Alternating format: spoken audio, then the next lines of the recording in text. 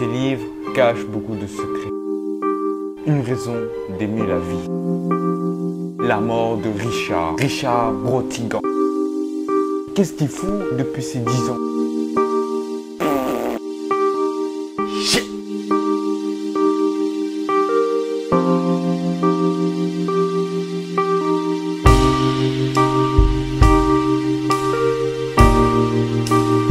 Wow. J'ai invité le gars à partager la bouteille avec moi. Non, il n'avait jamais entendu parler de Richard Brotigan. Il n'avait jamais entendu parler du gars Richard Brotigan.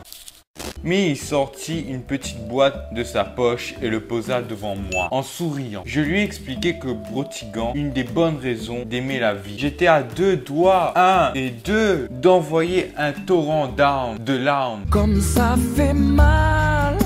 D'envoyer un torrent à travers la pièce. Mais il ne souriait de toutes ses dents et m'invitait à ouvrir mon petit cadeau. C'était du papier à rouler. Alors, le gars, il sourit de toutes ses dents.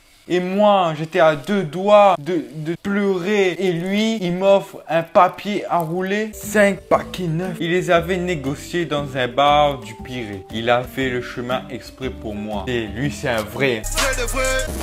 Je me suis roulé d'une main tremblante, de ma longue main tendre et fragile. Je ne savais comment le remercier. Je ne savais pas par où commencer. Richard Brotigan, j'ai murmuré. Son nom, c'était Richard Brotigan. Nous étions dans nos chaises longues, Eddie et moi, à la suite des éboulements de l'hiver. Il fait froid sa mère.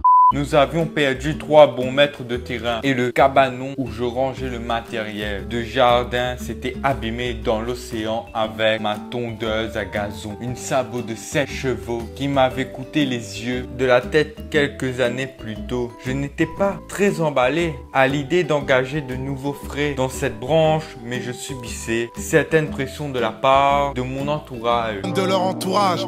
D'autant plus vive que le type de la baraque d'à côté venait de s'acheter une AS Motor Quattro de 10 chevaux. Alors il a acheté AS Motor Quattro et avec 10 chevaux. Il a la thune. À 3 vitesses et qu'il en abusait. Les mollets d'Eddie étaient zébrés.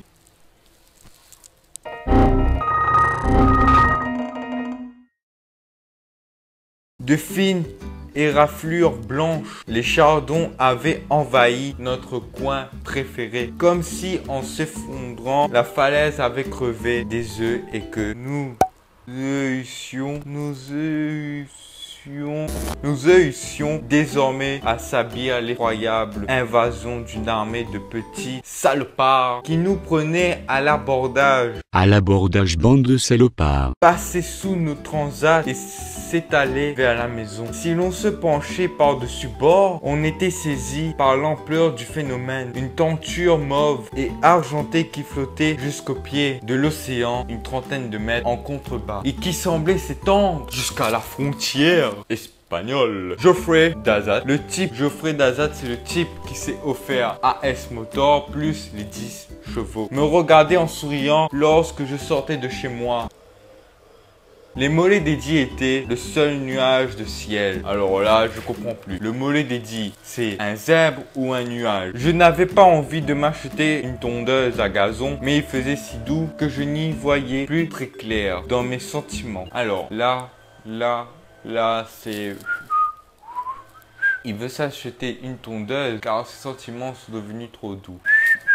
J'éprouvais régulièrement cette sensation de fragilité aux alentours de 7 heures du soir. Ces sentiments se fragilisent aux alentours de 7 heures le soir. Moi, mes sentiments se fragilisent.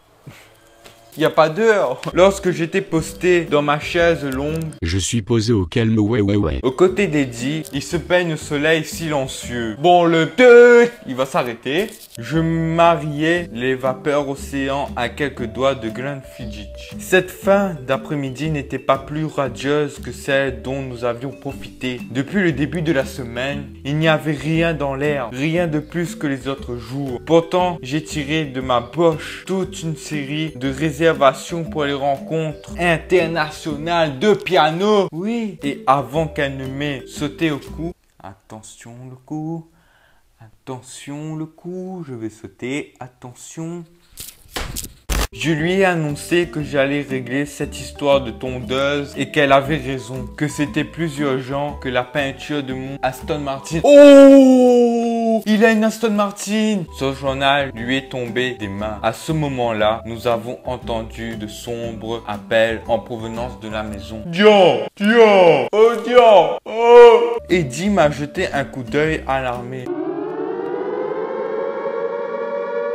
Une mère reconnaît toujours la voix de ses enfants, moi aussi. Lorsque je suis arrivé dans la cuisine, elle était déjà au genou du blessé. Maxime grimaçait sur une chaise. Il y avait du sang et une jambe de pantalon déchirée. Puis j'ai croisé son regard. Oh, dis donc, je crois que c'est moche. A-t-il lâché d'une voix blanche? Ce n'était pas si terrible que ça. Les crocs s'étaient enfoncés bien droit, sans déchirer la chair et il ne saignait plus. Eddie avait soigneusement désinfecté les plaies cependant que j'allais vérifier la validité des vaccins dans son carnet de santé. Je me suis assis à côté de lui tandis qu'elle le pensait.